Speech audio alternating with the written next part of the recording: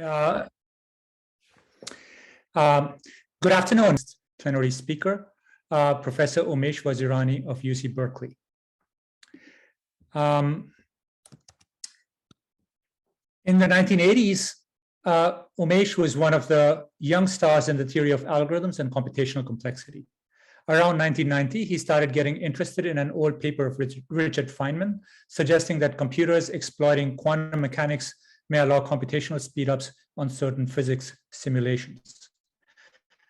This caught Umesh's imagination, and in the subsequent 32 years, he has become one of the founders of the new field of quantum computing. His papers formulated the notion of a universal quantum computer and demonstrated concrete settings where quantum computers could be super polynomially faster than classical computers. His ideas were then picked for factoring integers and other cryptographic problems. In recent years, as quantum computers have begun to approach reality, Umesh has shown how classical computers can verify the behavior of quantum computers. He has worked to integrate computer science concepts into physics itself, including to black hole physics. He has won many honors, including Fulkerson Prize and membership of the National Academy of Sciences. He's also a fantastic teacher and mentor. And so I think we are all in for an intellectual treat today. And without further ado, I'll invite him to give the next lecture. Over to you, Umesh. Great. Thanks a lot, Sanjeev. Thanks for the very kind introduction. And it's really an honor to speak here. You know, when I was thinking about what to speak about, there have been a number of beautiful results and breakthroughs in quantum computing in recent years. And of course, I was trying to pick something interesting, also that would not be covered by somebody else. The subject that I chose, the complexity of quantum many-body systems, for a number of reasons, including the fact that it touches on some very foundational issues, but also because it's an area where there's been substantial work over the last more than a decade, and where there are also a number of very fundamental open questions, which I think would be accessible to mathematicians. So let me just start by giving you a broad overview of what I'm talking about. So one thing we have learned from quantum computing is that quantum states are exponentially complex. So if you have a state of n particles, you describe it by 2 to the n dimensional unit vector in a complex vector space. So behind the scenes, there's this complex Hilbert space of dimension 2 to the n. Now, of course, this means that even for a modest number of particles, like 500 qubits, the size of this of this complex vector describing the state is larger than our estimates of the size of the universe. Now, the reason this comes about is this phenomenon of quantum entanglement. So to describe the state of these n particles, it doesn't suffice to describe each individual qubit, but you have to describe this joint state. So you can ask, well, given this exponential complexity of quantum states, how is it possible to do quantum many-body physics? And the answer of condensed matter physics is that the physically relevant states lie in a tiny corner of Hilbert space, and these are somehow much more tractable. So, if these were generic states, we would have no hope of understanding them and doing physics, but they lie in a tiny physically relevant corner of Hilbert space. So let me just try to describe this, their view of this corner, and then describe what quantum computation has to, and quantum information theory has to offer to this area. Okay, so we start with n particles. We think of each particle as a d-level system. So qubits are 2-level systems, but these, in general, we can think of each particle as being in one of d levels. But of course, now it's a quantum system, so associated with it is a Hilbert space, a d-dimensional Hilbert space. But now with the n particles, you would have the n-fold tensor product of these d-dimensional Hilbert spaces. So your Hilbert space would have dimension d to the n. Now, associated with this physical system is a very important quantity, called the Hamiltonian. A Hamiltonian is a d to the n by d to the n Hermitian matrix, and it describes the interaction between these particles. And so, the physics of the system is determined by this Hamiltonians. For example, Schrodinger's equation describes to us how the state evolves, and it says d psi by dt, the state evolves according to h psi. And in condensed matter physics, one of the basic principles is that the physics of for example, materials is determined by the ground state and maybe the low energy excitations of H. So what do I mean by the ground state? Well, you look at, let E naught be the minimum eigenvalue of H, then the ground state is the eigenvector of eigenvalue E naught. And then the low energy excitations, well, these are just the next few low eigenvalues. Take the first few eigenvalues and look at the eigenstates corresponding to those. Okay, so now this Hamiltonian sounds like it's a large matrix. It sounds like a daunting matrix to look at, but in fact there's structure to this because the particles sort of interact with each other according to some nearest neighbor interactions. And so we think of this Hamiltonian as sort of a local Hamiltonian, and so it's a sum of sort of local terms. So each local interaction between nearest neighbors on this, say, two-dimensional grid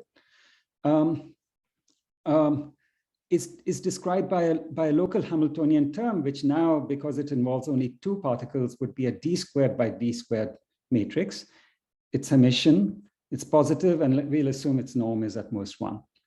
So now H1, for example, acts on the entire Hilbert space as H1 tensor identity. And similarly for each of these HIs. And so now when we say H is a sum of these local Hamiltonians, we mean sum of the local Hamiltonians, each one tensored with the identity on all the rest of the qubits. Now, each of these terms of the Hamiltonians also assigns an energy penalty. So given any state of the n qubits, it assigns an energy penalty somehow. And so you can think of these Hamiltonians as constraints. These are the quantum analogs of a constraint satisfaction problem. And each constraint, to the extent that it's violated, assigns an energy penalty. And the total energy is the sum of all these energy penalties.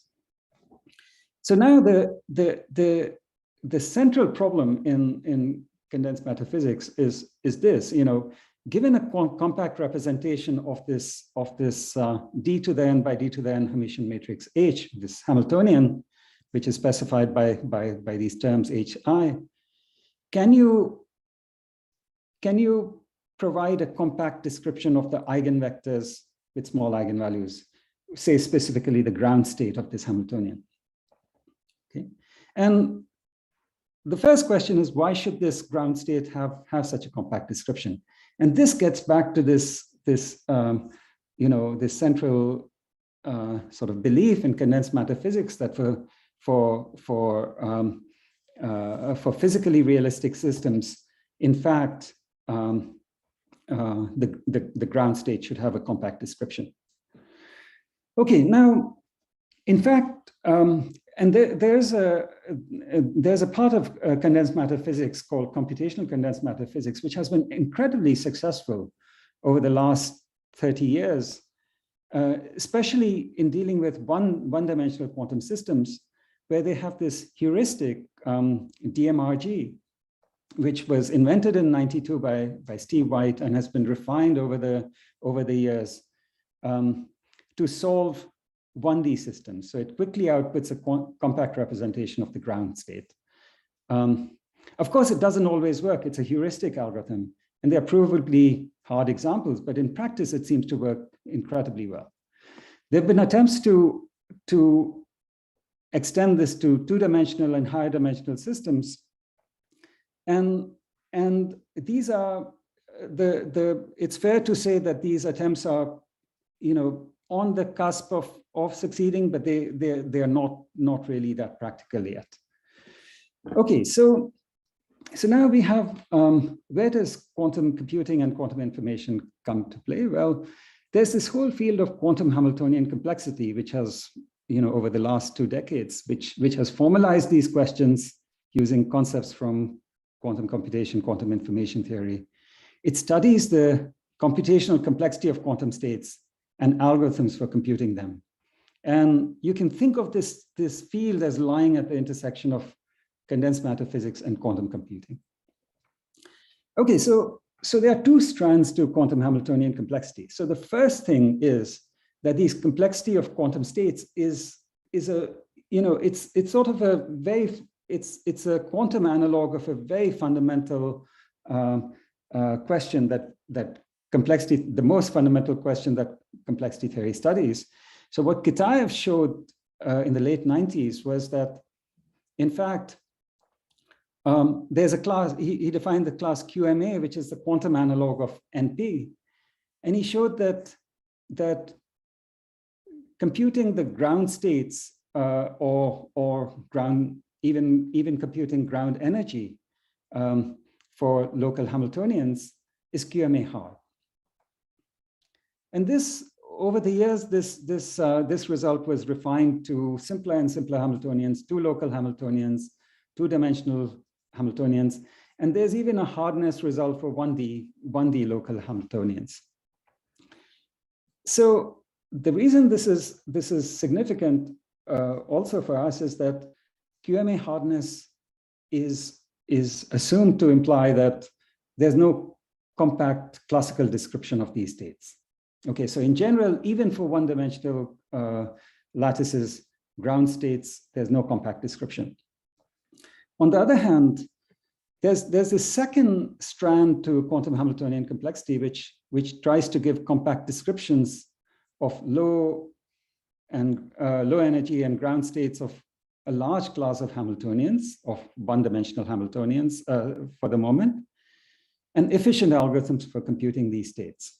And the ambition here is to show that in fact, this holds true for not just 1D, but 2D and higher dimensional states. So there's just a lot of open questions as well as a lot of techniques in this area, which I'll try to describe. Okay, so let me make a general observation here before I carry on, which is that, we are talking about linear algebra, finding lowest eigenvectors, but we are dealing with this situation where the matrix we are working with has exponential dimension. And so one observation is that a basis independent treatment won't work. So for example, if the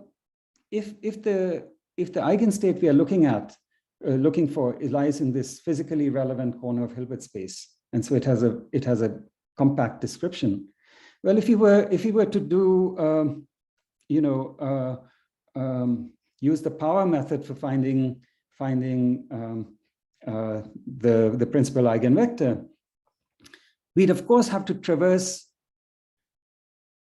the Hilbert space, and most of the states in this Hilbert space don't have compact description, so we really cannot even write them down. So what's going to be the case is that we have to pay special attention to the tensor product structure of the underlying space. But more than that, the fact that the Hamiltonian respects this tensor product structure. So this is the structure that will provide the foothold, which will make these questions tractable. And so, and the first thing we'll do with this is start with a measure of the complexity of a state based on this local structure. Okay, so for this, I'm going to come back to this notion of entanglement. So here's a simple example of entanglement. You have 2 qubits which are entangled, and they are in this famous Bell state, which is an equal superposition of 0, 0, and 1, 1. So this is a curious state for a number of reasons. Here, you cannot describe this state by describing the state of each qubit separately. That would be a tensor product state. Moreover, it's a state where the state of the composite system is totally determined. It's this particular state. But if you look at the state of each of these qubits, it's actually going to be completely random. It's going to be a uniformly random bit. So this sort of defies classical intuition, where you would think if you know the state of the entire system, you must know the states of each of the constituent parts. And in fact, that's not sort of the case here. You're uncertain, maximally uncertain about the constituent parts. Okay, so in general, if you have a system like this, and we of many qubits or qubits, and we think of it as a bipartite system where we divide it into system A and system B, then the simplest states are product states, where you have a state of the left system and a state of the right system. Each is a unit vector, and it's in the Hilbert space A and Hilbert space B. And the state of the entire system is just a product of these two.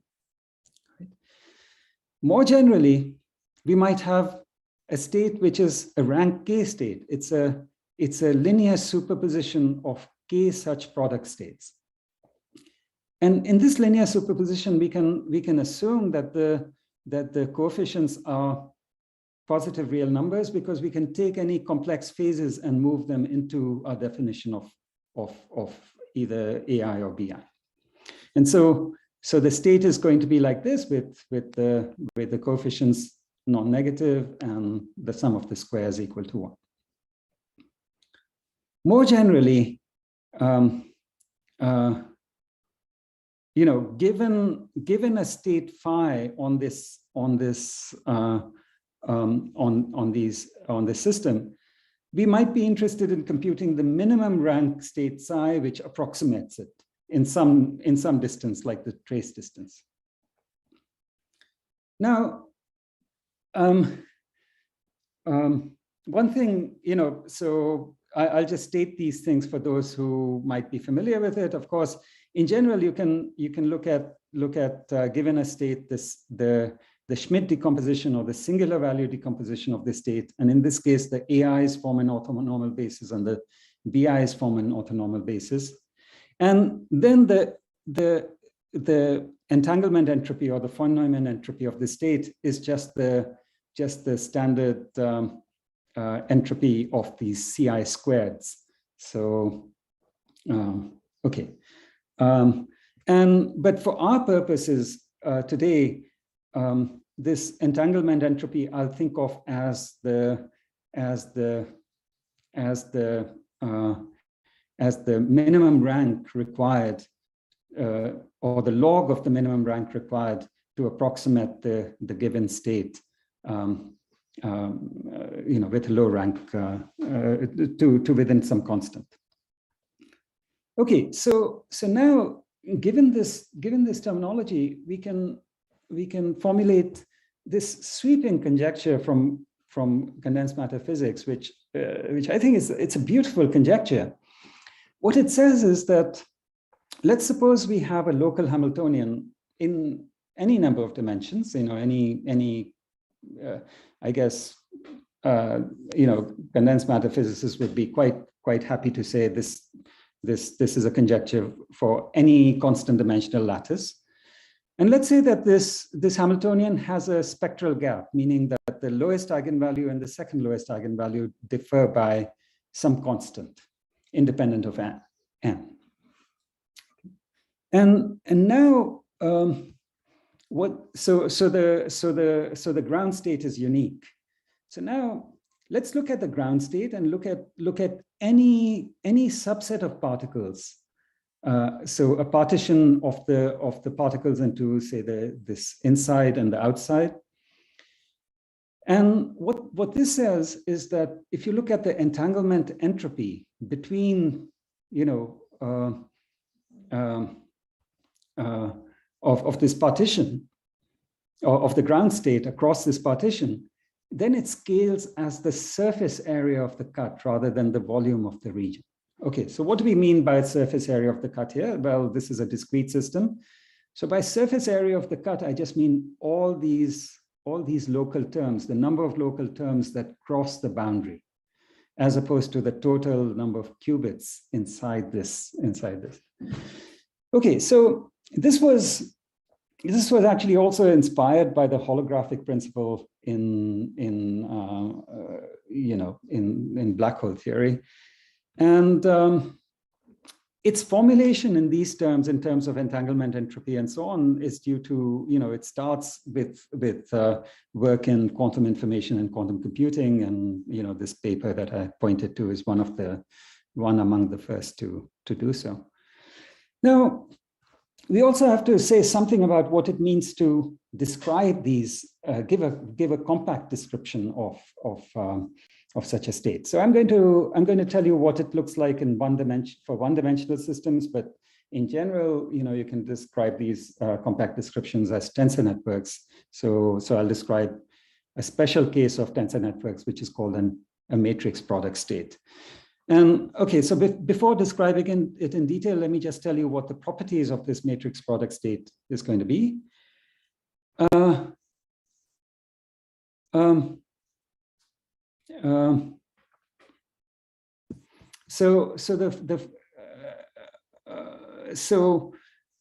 There's some,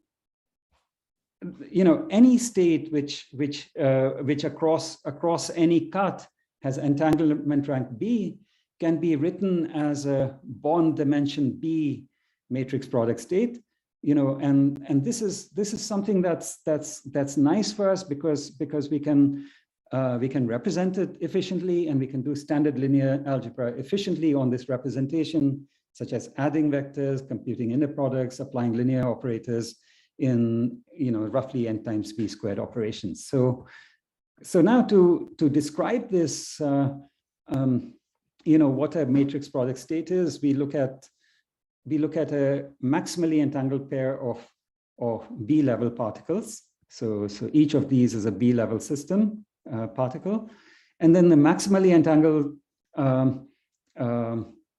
state is just a superposition over all I, so over both particles being in the same state I. Now, a matrix product state is just, you take a bunch of these maximally entangled B-level particles, so for bond dimension B, and now you take every adjacent pair, and you apply some linear map from this pair to a d-dimensional complex vector space. So this is sort of like, each of these is sort of like your d-dimensional particle that you're trying to represent, and the entanglement between these particles is represented by this B, is by this bond dimension B. Now, of course, in general, this bond dimension B could be exponentially high, but we are interested in those matrix product states which are where B is small. It scales only polynomially in n.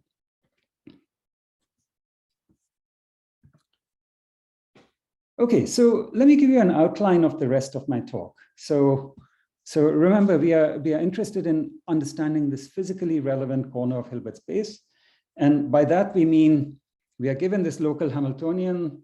The local Hamiltonian is prescribed by a succinct description by describing the local interactions, but the local Hamiltonian itself is this exponential dimensional matrix, and we are looking to find the ground state of this matrix, the lowest eigenvector, and we want to show that it can be described succinctly. So the first thing we'll show is that the ground state of a gap 1D Hamiltonian satisfies an area law, and that it has a succinct MPS representation. So I'm just going to show you an outline of these ideas.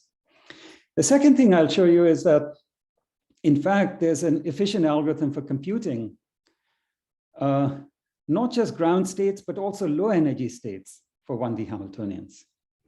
Okay, as a corollary of this, it'll follow that, in fact, not just unique ground states, but also degenerate ground spaces or low energy states satisfy an area law and have succinct matrix product state representations, for 1D systems.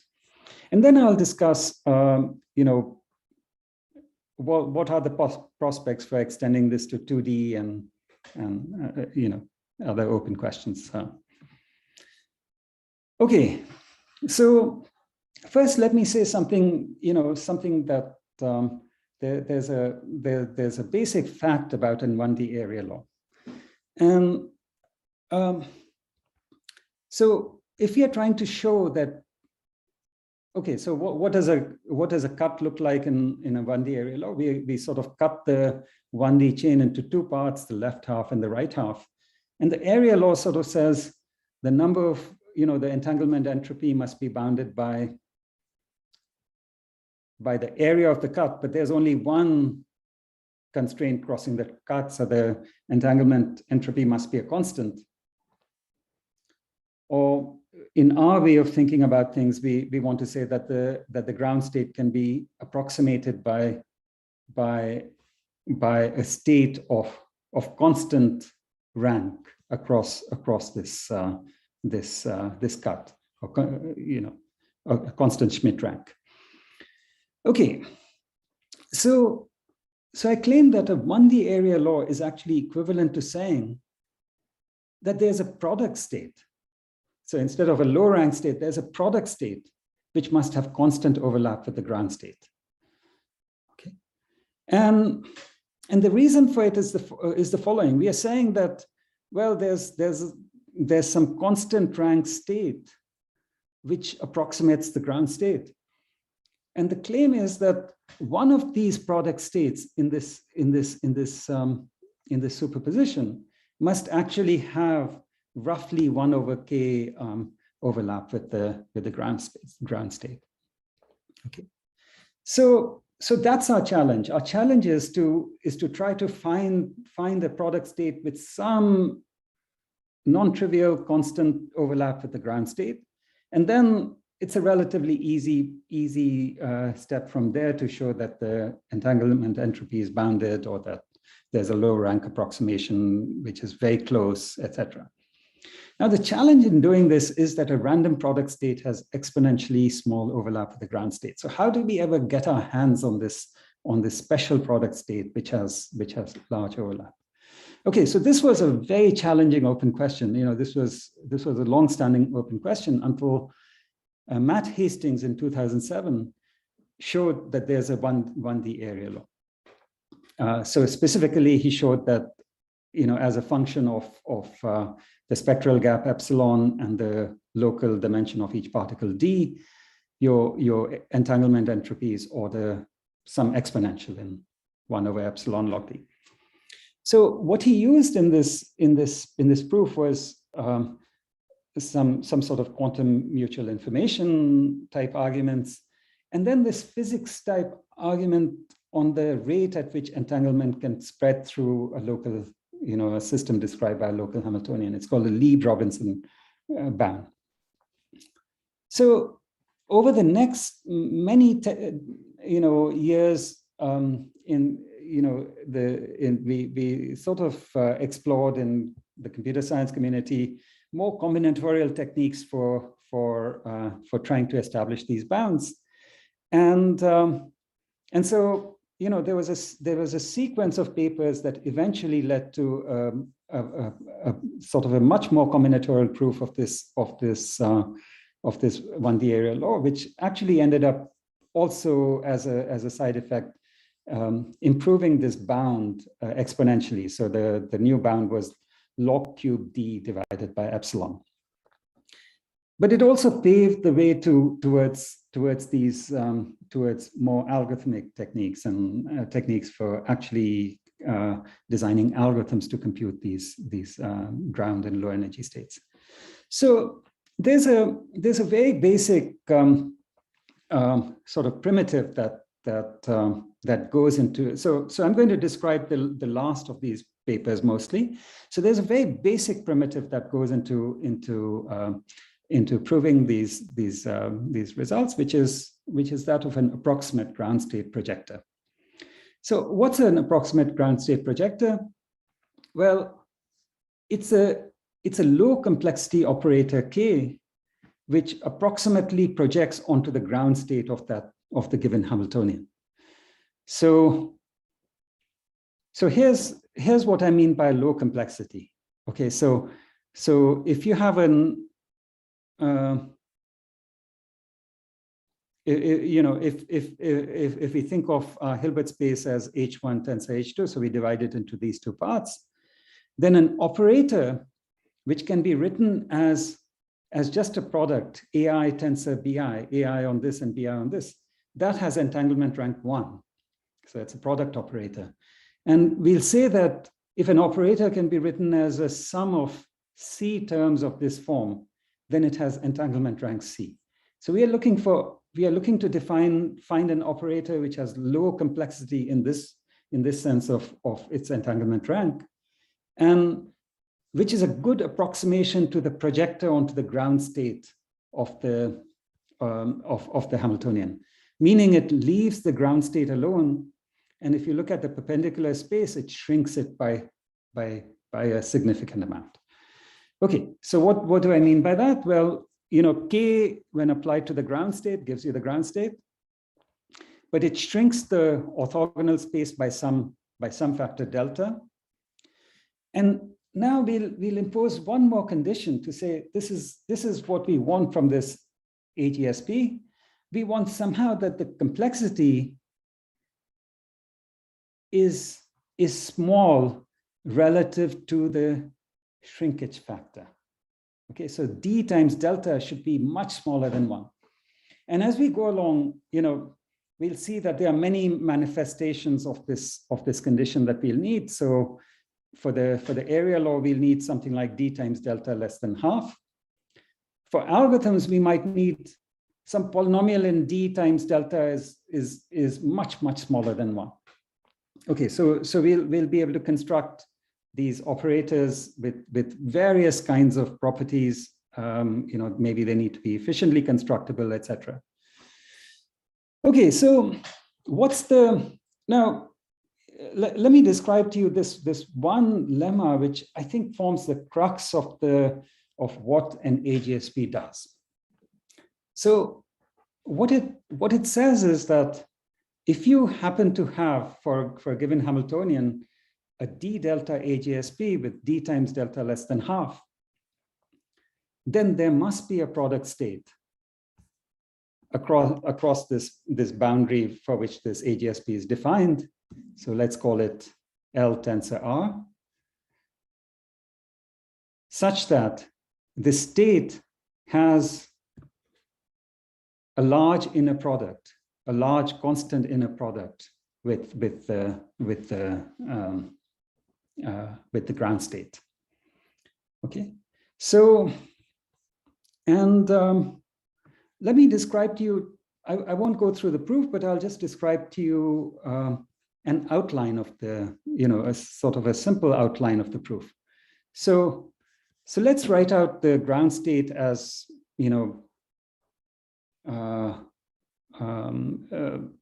okay, so let's sort of write out the ground state as a linear combination of product states, as a Schmidt decomposition, say, and let's take the largest Schmidt coefficient, largest coefficient here, and so let's look at the corresponding vector L tensor R. Now I'm going to claim that that state is going to be the state psi. Yes.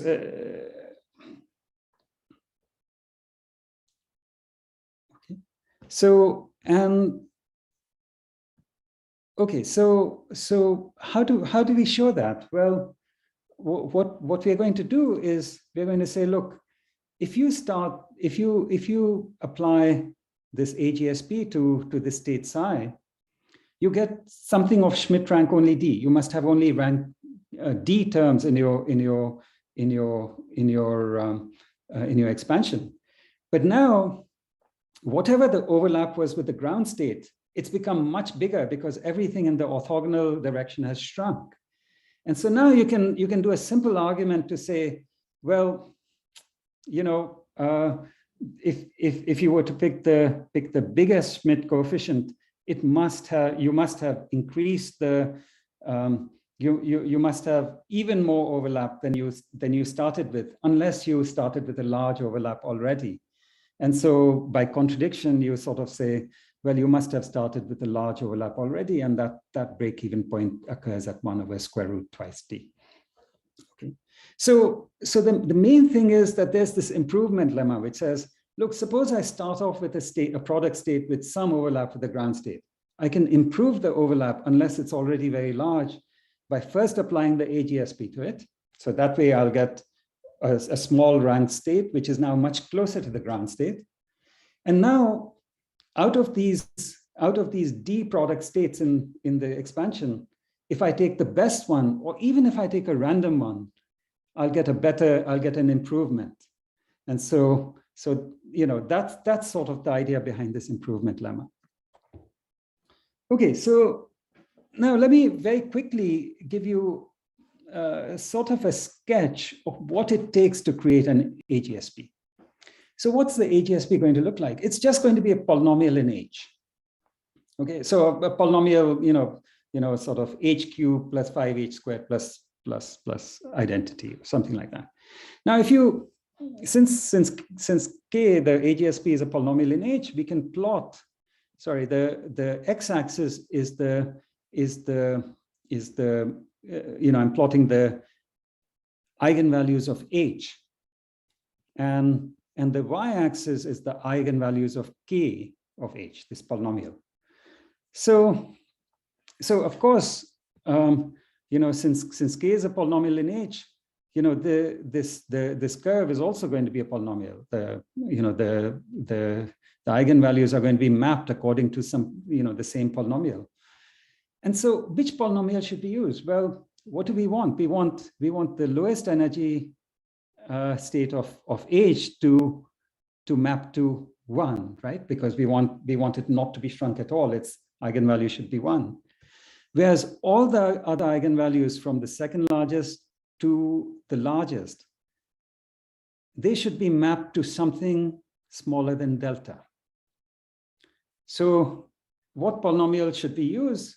Well, it's clear. It should be some sort of Chebyshev polynomial. We want it to be large at this value, and then epsilon away, starting epsilon away all the way to H. It should be confined to a delta band. And the polynomial of lowest degree that does this is the Chebyshev polynomial. Now, the degree is going to be a function of the norm of H. So what we want to do is truncate H to reduce the norm. And then the other thing is that there's a surprisingly good bound on the entanglement rank of this operator as a function of degree. Okay, so these three factors will be put together to create this AGSP. So just to put a little bit more sort of flesh on this argument, let me just describe it, give you a slightly bigger sketch, and then I'll stop there with this construction. So what we do is, if this is the cut we are interested in, we sort of go out some constant distance from the cut in each direction, and then all the remaining particles away from the cut, we sort of truncate that Hamiltonian into one big Hamiltonian on the left and on the right. So our new Hamiltonian sort of looks like this. There's the left Hamiltonian, the right Hamiltonian, and all these terms in the middle. And this left and right Hamiltonian will have very small norms, so that this H prime still has very, very, very small norm, but it still has spectral gap, say, related to epsilon, and it has a unique ground state.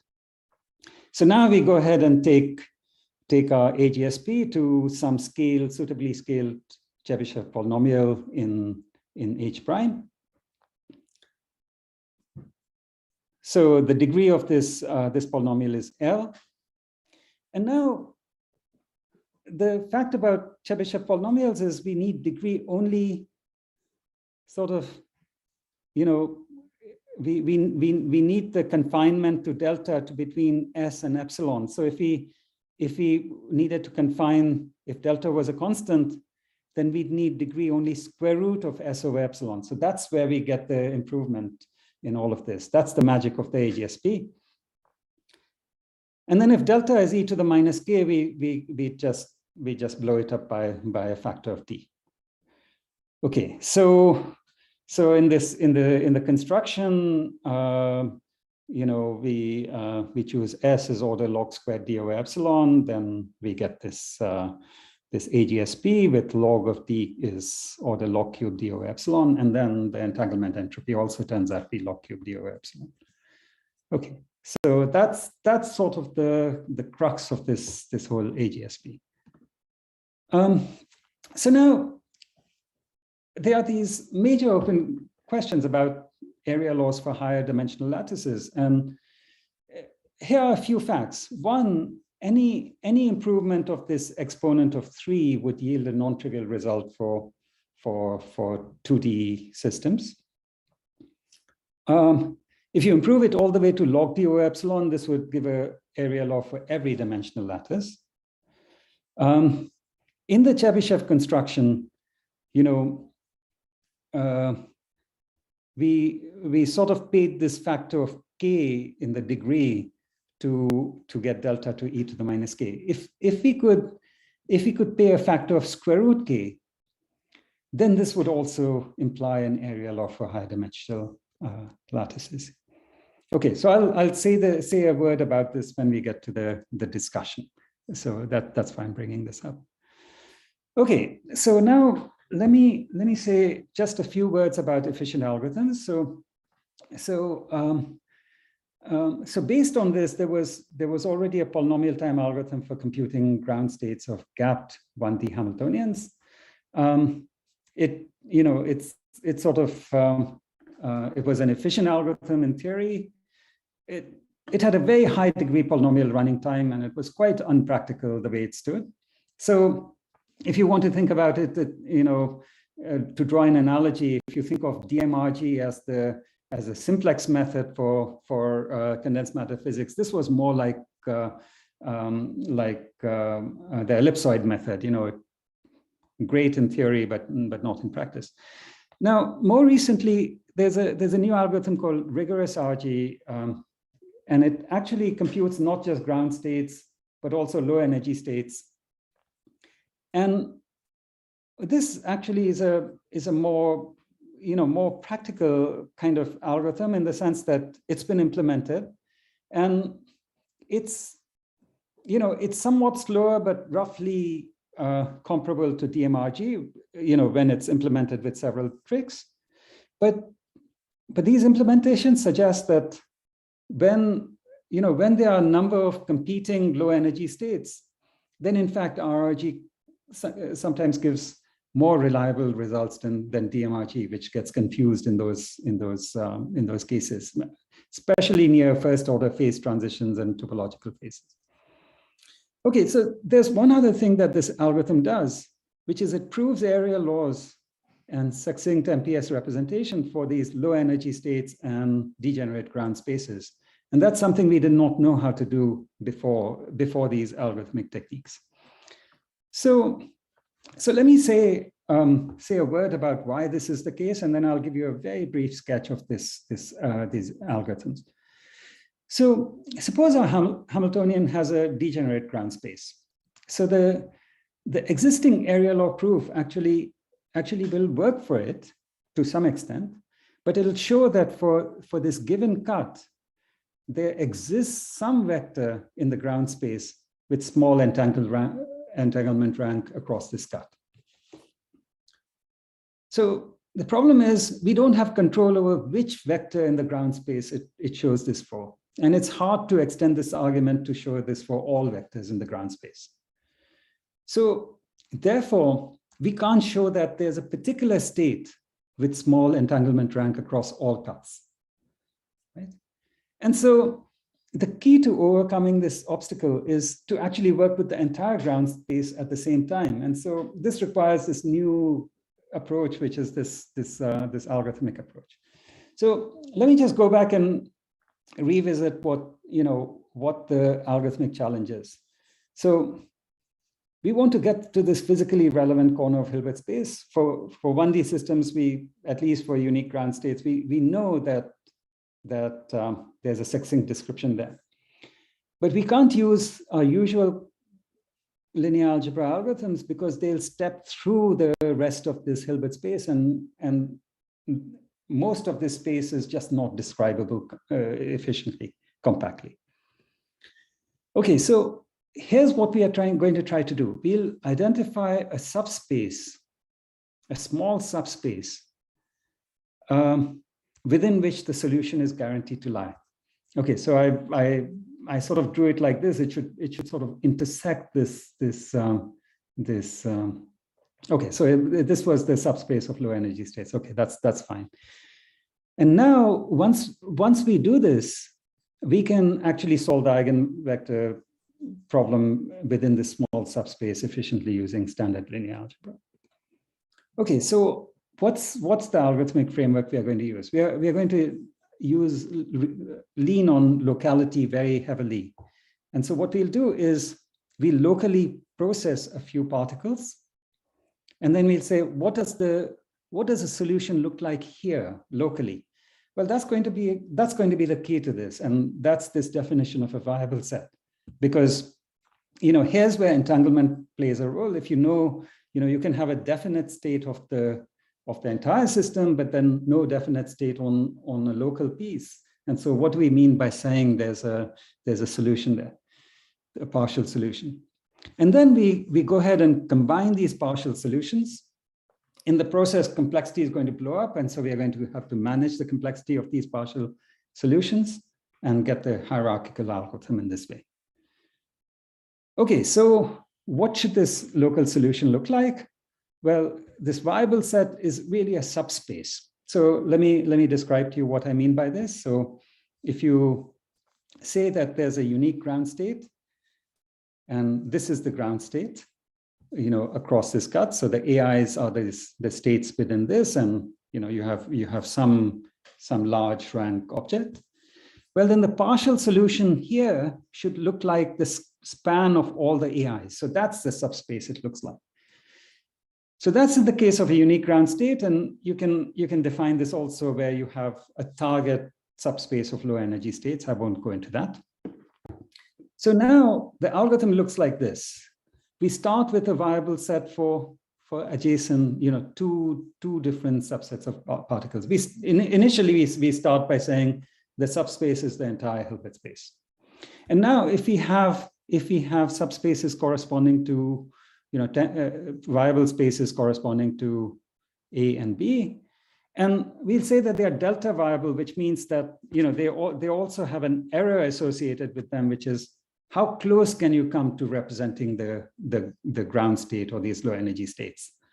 Okay, so suppose these are delta viable, each with dimension S. Then when you tensor them together, the error increases, it doubles, and the dimension squares. So that's not very good because soon you're going to get an exponential dimensional subspace, and the error is going to be very large. So now, here's the next thing you can do. You can do a random projection. You can subsample to decrease the dimension. And you can subsample so much that instead of going down to S, you go down to much, much smaller than S. And you do this at random. But now the error blows up a lot. Okay, but the good thing is that the error sort of blows up proportionally to how much you subsample. And then the third step you do is error reduction. So the error reduction is done by applying a suitable AGSP. And this has the property that it increases the dimension a little bit, but it reduces the error a lot, much more than it increases the dimension. So if you do these steps in sequence, you can reduce the dimension a lot, much below S in the second step, and increase it to S in the third step. But with a suitable AGSP, the error now is reduced all the way down to about delta, so that you now have double the size of this number of particles that you're looking at, but you still have a viable set of the same dimension and error. And so now you can use a hierarchical technique to sort of combine pieces until you get down to a viable set for the entire thing. And so what you're doing is you're coarse graining as you go along. one thing to remember, I should point out here is that this random projection and error reduction due to AGSP, this is just this improvement lemma, but in the opposite order. So you apply the AGSP and then you do this random sampling, and this gives you something slightly better. That's what we are using again in a hidden form in this algorithm. Okay, so a couple of comments about this algorithm, and then I'll wrap up.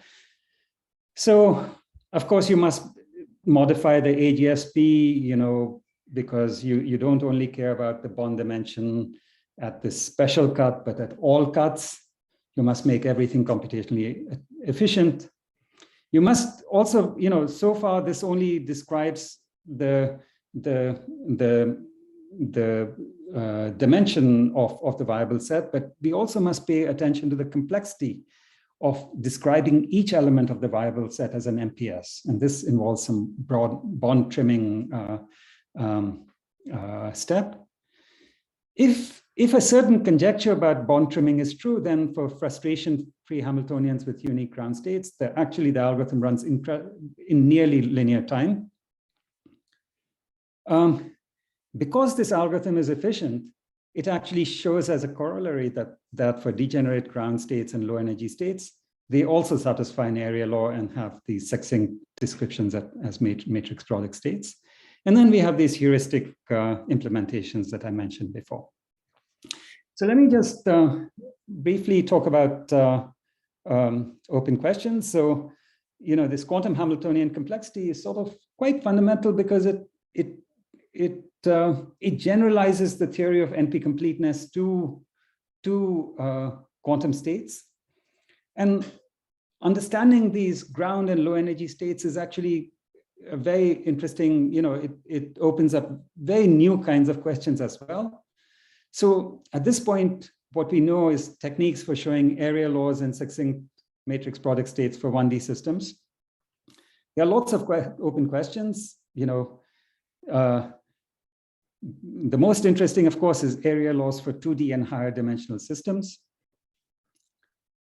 But then once you get these, one would hope also to show that there are succinct tensor network descriptions of these systems, and then efficient algorithms for finding these succinct descriptions. There's a step that was taken very recently. There was progress recently in this paper by Anshu, Arad, and Gossett, which shows an area law for frustration-free 2D Hamiltonians with a slightly stronger condition called a local gap. So frustration-free means that the ground state or ground space satisfies all the terms of the Hamiltonian. So the energy penalty is 0.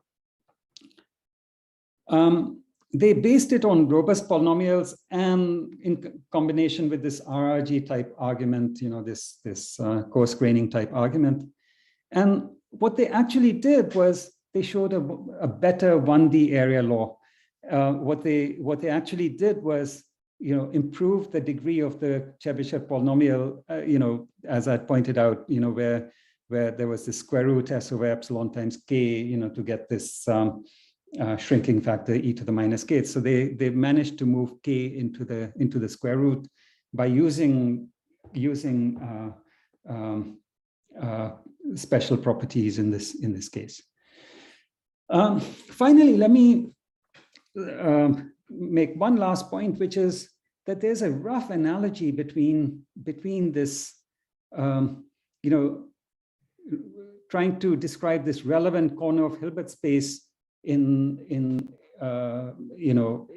quantum many-body systems, and trying to find a function in a relevant corner of function space when you're doing machine learning.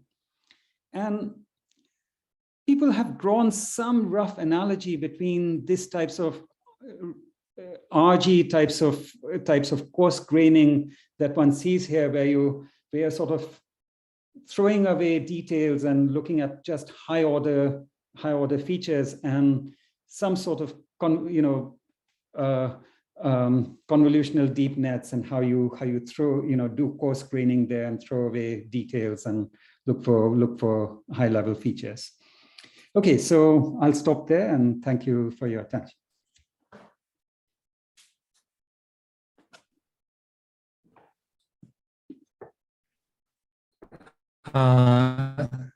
Thank you very much, Umesh, for that wonderful talk. I was wondering if, I'm not sure if we have time. We may have time for one question from me. Can you give a sense of, where this fits in physics, like these kinds of new area laws and understanding many body systems? What are the other physics applications of this kind of analysis? Well, I would say that trying to understand, 2D systems is really a, it's the frontier in computational condensed matter physics. And so from a computational viewpoint, trying to extend these tools to 2D systems is really, I think, the holy grail. And so extending some of these techniques to understanding why 2D systems should have succinct descriptions and what are algorithmic techniques by which we can actually solve those efficiently. That would be very important. The second thing is that understanding understanding physics near phase transitions and for topological phases. This is again a very, very important thing in physics, and so to the extent that this might provide techniques for understanding those, that's a very interesting thing. But beyond all that, I think that there's that's on the computational side. But I think there's something else that happens here on the more conceptual side. Both with these algorithms, the AGSPs, this understanding of what are the objects you can play with on the positive side and the algorithmic side to understand these systems, but also the limits to which that computational complexity places on these systems by this analog of NP completeness for quantum states, this QMA completeness, and the way that it applies. There's one last question that I didn't mention, which maybe also a good response to what you asked about, which is that on this complexity side also there's a very beautiful open question, which is again one of the most important questions in quantum Hamiltonian complexity, which is whether there's an analog to the PCP theorem, which of course you were deeply involved in, whether there's an analog to that in the quantum world. And again, there's a recent breakthrough which takes the first steps towards saying that may not be, out of question.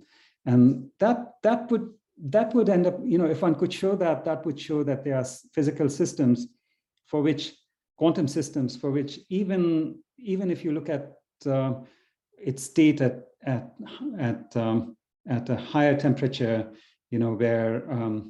where you look at the Gibbs state at room temperature, say, or at a high temperature, then that's already very hard to create because it's computationally intractable. So it's not just the ground states of very special systems, but even Gibbs states or higher energy states for those which might be very difficult and which might encapsulate all the complexity of quantum computation. Well, that's really all fascinating material. Thank you so much for this talk. I think we are out of time, but yeah, I look forward to more work in this area. Thanks. Thanks.